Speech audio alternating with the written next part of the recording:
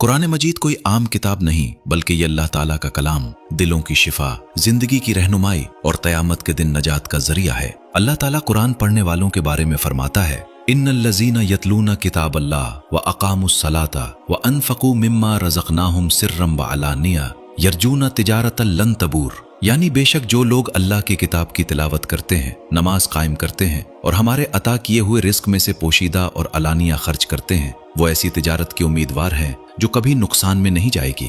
फिर अल्लाह ताला फरमाता है कि वो उन्हें उनका पूरा अजर अता फरमाएगा और अपने फजल से मजीद भी देगा।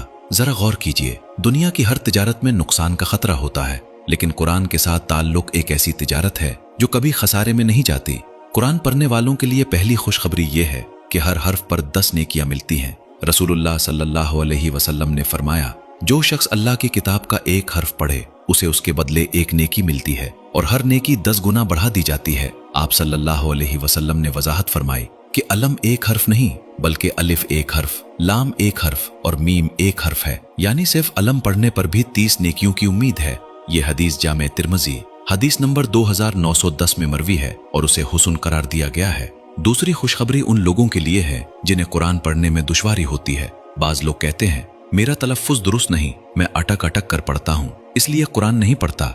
लेकिन रसूलुल्लाह सल्लल्लाहु अलैहि वसल्लम ने ऐसे लोगों को मायूस नहीं किया। आप सल्लल्लाहु अलैहि वसल्लम ने फरमाया कि कुरान में महारत रखने वाला शख्स मुअज़्ज़ज़ और नेक फरिश्तों के साथ होगा, जबकि जो शख्स कुरान पढ़ते हुए अटकता है और उसे दुश्वारी पेश आती है उसके लिए 2 अजर हैं, एक अजर कुरान पढ़ने का और दूसरा मुशक्कत बर्दाश्त करने का। तीसरी अजीम खुशखबरी ये है कि कुरान क़यामत के दिन अपने पढ़ने वालों की सिफारिश करेगा। रसूलुल्लाह सल्लल्लाहु अलैहि वसल्लम ने फरमाया, कुरान पढ़ा करो क्योंकि क़यामत के दिन वो अपने पढ़ने वालों के लिए सिफारिश करने वाला बनकर आएगा। ये अजीम बशारत सही मुस्लिम हदीस नंबर 804 में मौजूद है।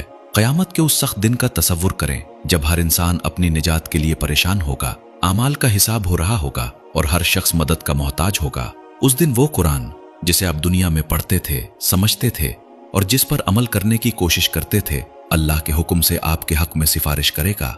लेकिन याद रखिए, कुरान के साथ ताल्लुक सिर्फ खूबसूरत आवाज में तिलावत करने तक महदूद नहीं। कुरान को पढ़ना भी है, समझना भी है, उसकी तालीमात पर अमल भी करना है और उसे दूसरों तक पहुंचाना भी है। हमें खुद से सवाल करना चाहिए, क्या हमारे दिन में कुरान के लिए चंद मिनट मौजूद हैं?